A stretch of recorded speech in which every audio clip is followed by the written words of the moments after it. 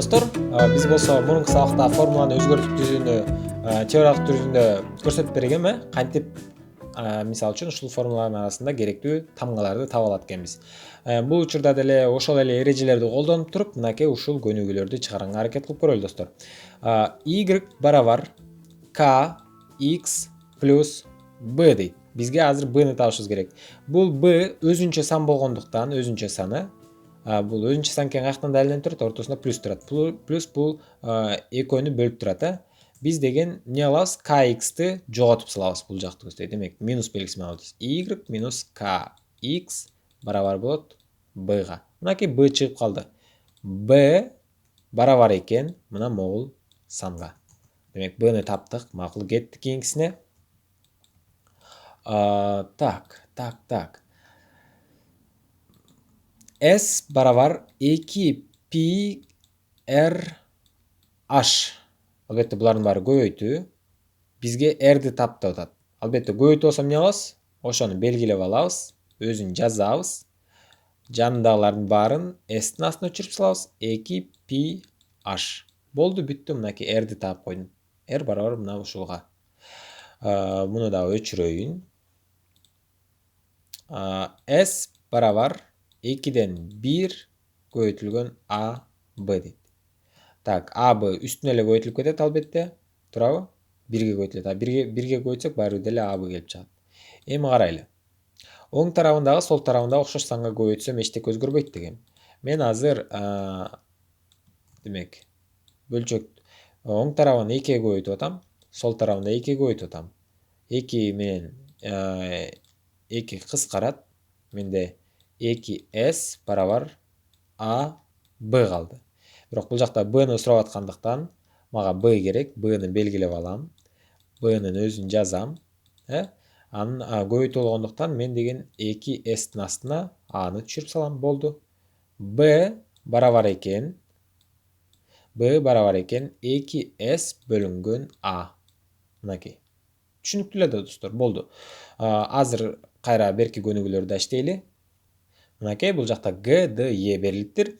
Албетте силер пауза коюп туруп, анан буларды өзүңөр чыгарып көргүлө. Албетте бул татаалыраак кичине, бирок ошентсе да чыгарып көргүлө. Аракет кыла. Туура эмес болсо дагы чыгаргыла. Кеттик, силерде жооп даяр болду. V барабар 3дөн 1 S H. Биз азыр H-ты табышыбыз керек. H-ты белгилеп алайын. Булардын баары ортолордун баары көбөйт болуп турбайбы? H-ты белгилеп алайын. Дагы H-тын өзүн жазайын. Калганын баары тең эмне болот? V-нын астына түшөт. V бөлүнгөн 1/3 көбөйтүлгөн S. Демек, H барабар мынакей ушундай. Бирок бул толук эмес да, достор, бул толук эмес. Толук кантип чыгат? Толук. Албетте, мынакей бул S-ти үстүнө көбөйтүшүбүз керек. Ошондо бизде мындай формула пайда болот да. V барабар 1ди S-ке көбөйтсөк S болот. S бөлүнгөн 3. Демек, 3 кабат болуп калды бул, 3 кабат. Бирок 3 кабат болгон бул туура эмес. Эмне кылабыз? Биз деген V-ны V бөлү 1 түрүндө жазып алабыз. V бөлү 1 деп. Ошондо биз билебиз кантип чыгарыш керек экен муну. Үстү менен үстүн көбөйтөбүз. V көбөйтүү 3. Жолусу 3V. Асты менен астын көбөйтөбүз. S көбөйтүү 1. S. Мынакей, булардын баары кереги жок эми. Бизге мына могул эле керек. H барабар 3V бөлүнгөн S. Демек, бул табылды. Эми D-ны табып көрөлү. Так, D барабар 2x көбөйтүү косинус альфа бөлүнгөн 2. Бул жактан x-ти тапкыла дейт. X-ти. Бул жакта x-ти табат экенбиз. Бардыгы тең, аралыктар көбөйтүү болгондуктан x-тин өзүн белгилейм дагы, x-ти жазам. Калганын баарын эмне кылам? D-нын астына түшүрүп салам, достор. D-нын астына. Демек, 2 түшөт. Жанында кошунасын баары тең. Косинус түшөт. Альфа түшөт. Бөлүнгөн 2. Түшүнүктүү, Косинус альфа бөлүнгөн 2. Так, косинус альфа бул аргументиби же кандай болуп калат? Макул, ушул бойдон калтыра берели достор. Бирок эгерде косинустун аргументи болбосо 2ден альфа, анда биз мынтип чыгарсак болот. 2 косинусту үстүнө көйүп салсак болот да. Так, бул жака жазайын. D 2 косинус көйүтүлгөн альфа бөлүнгөн 2 деп. Бул 3 кабат болуп калды, биз 4 кабат кылышыбыз керек. D-ны үстүгө көтөрөм дагы D бөлү 1 деп жазып алам. D бөлү 1. Ошондо бизде D-ны 2-ге көйүтөм, 2D болот үстү менен үстүн. Астында 2 косинус альфа болот. 1-ге көйүтөм, Бул ушул бойдон эле калат. Мынакей толук ушундай болот окшойт деп ойлоп атам менчи. Демек 2D бөлүнгөн косинус альфа. Мүмкүн ушундай. Кеттик. Эң акыркы E деген эсепти чыгарып көрөлү. Sn барабар, бул да арифметикалык прогрессиянын формулаларынан окшойт. D1 плюс A1 бөлүнгөн 2 көбөйтүлгөн n дейт. Бул учурда n'ди табышыңар керек дейт. Албетте көбөйтүү болуп турса, анда n'дин өзүн белгилеп алабыз, n'ди жазабыз дагы. Калганын баарын тең эмне алабыз? S'тин астына түшүрүп салабыз. S'тин астына. Жанында эмне турса ошонун баарын. Демек D1 плюс A1 бөлү 2. Бул 3 кабат болуп калды. 1, 2, 3. Биз муну 3 кабат кылбай, тескерисинче 2 эле кабат кылышыбыз керек. Анын үчүн S'ти үстүрөөк S бөлү 1 деп жазып алам муну. S'ти 1ге бөлсөң баары эле S да. Андан кийин эмне алам? Албетте үстүнкү менен үстүнкүнү көбөйтөм дагы үстүнө жазам. Мына жака жазам. Анан кийин астыңкы менен астыңкыны көбөйтөм дагы. Не алам? Астына жазам. Бул жака. Так, жазайын. 2 көбөйтүү S. 2S деп эле жазылат. Ал эми 1 көбөйтүү D плюс A1. D1 плюс A1. Болду. 1ге көбөйтсөң баары эле ушул санчат да. Демек, буну өчүрүп салабыз дагы бизге. N деген сөз мынакей 2S бөлүнгөн D1 плюс A1 дегенге барабар экен дегенди түшүндүрөт экен. Азыр дагы акыркы 3 эсебиз бар, ошолорду чыгарабыз да, анан жыйынтыктайбыз. Чыдай тургула достор, чыдай тургула. H үстүнө көбөйтүлөт биринчиден, достор, H үстүнө көбөйтүлүп кетет. Эмне кылабыз? Оң тарапка да, сол тарапка дагы 2 деген санды көбөйтөйүн. 2 көбөйткөн үстүнө эле көбөйтүлүп кетет да, достор. 2 менен 2 кыскарат. Так, бул тарапта A плюс B көбөйтүлгөн H барабар 2S. Качан ачам? H'ты көбөйтөм A'га. A көбөйтүү H болот. H'ты көбөйтөм B'га. Плюс сандар, булар плюс H көбөйтүү B көбөйтүү H, H көбөйтүү B айырмасы жок. Барабар 2S'ке. 2S'ке. Эми карасаңар достор, бул жакта плюс белгиси бөлүп турат. Демек, башкача айтканда эмне кылам? Мен бул жакта максатым A'ны табыш керек болгондуктан, буларды мен бул жака эмне менен өткөрөм? Минус белгиси менен өткөрөм. Ошондо 2S минус H көбөйтүлгөн B, же болбосо B көбөйтүлгөн H. Кайсынысы коозураак көрүнөт экен? BH коозураак көрүнөт экен. Ушундай өттү бул тарапта. Бул тарапка өттү. Бул тарапта A көбөйтүү H калды. A көбөйтүү H. Ал эми A'ны табыш керек болгондуктан көбөйтүү болуп атат. Мен A'нын өзүн жазам бул жака. Көбөйтүү болгон учурда эле ушинтип жазам да. A'нын өзүн жазам дагы. Жанындагылардын баарын тең 2S минус B көбөйтүлгөн H'тын астына түшүрүп салам. Мынакей болду. A'ны таптым. A барабар мынакей ушул формулага. Так, кеттик. Эң акыркы формула, башкача айтканда. Эң акыркы формулада биз D'ны табышыбыз керек экен. Чыгарып берейинби же өзүңөр чыгарасыңарбы? Макул, көрсөтүп берейин.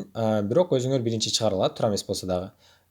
Sn барабар 2A1 плюс D n минус 1 бөлү 2 көбөйтүү n. N деген үстүнө эле көбөйтүлүп кетет, достор. Үстүндөгү сандын баарына көбөйтүлөт, Биздин максатыбыз d. D'ны жакшыраак белгилеп алайын. D маякта жүрөт. Так. Эмне кылабыз?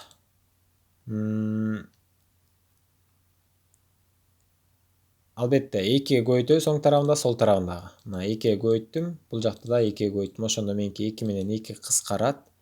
Бөлчөктөн арылдым да. 2sn барабар 2a1 плюс d